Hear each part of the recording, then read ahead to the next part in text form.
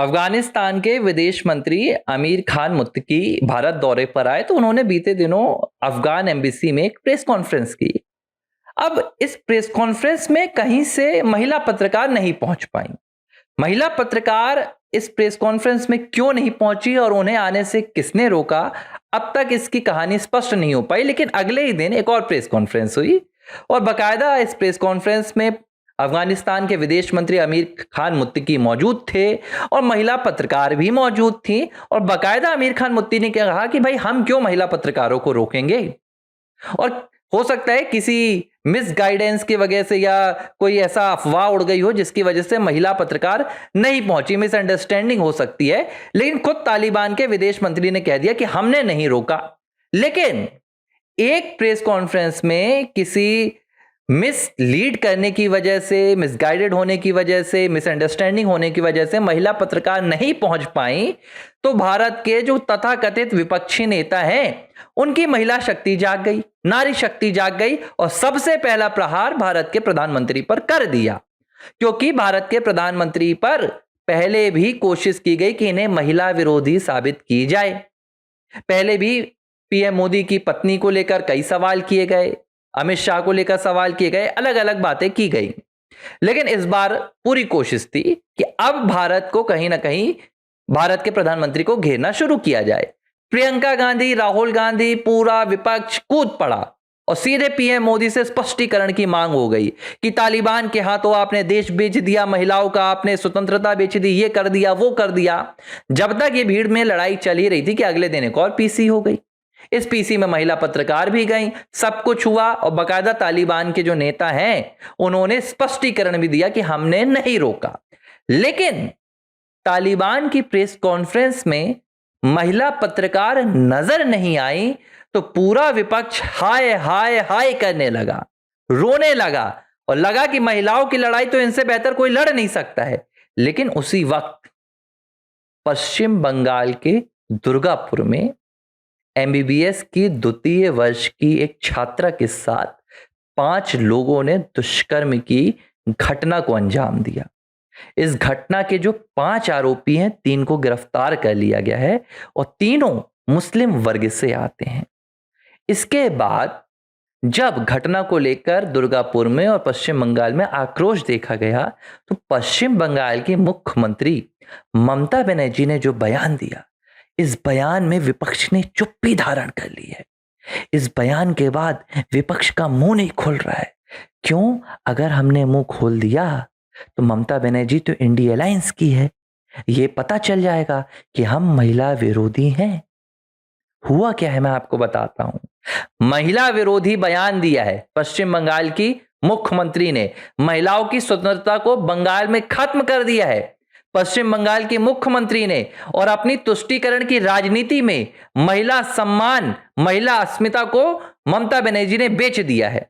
दुर्गापुर के मामले को लेकर ममता बनर्जी एक बयान दे रही थी और इस बयान में पीड़ित के पक्ष को रखने की बजाय, पीड़िता की भावना को समझने की बजाय, उसके परिवार का ढांढस बांधने की बजाय ममता बनर्जी ने लगता है कि अपराधियों का एक वकालतनामा जो होता है उस पर हस्ताक्षर कर दिए हैं। मैं आपका केस लड़ूंगी। पश्चिम बंगाल की मुखिया ममता बनर्जी, इस तरह की लगता वहां पर कहानी हो गई है। क्यों? ममता बनर्जी ने आज स्पष्टीकरण दिया पत्रकारों से बातचीत के दौरान और क्या कह दिया कि लड़कियों को बाहर निकलने क्यों दिया गया।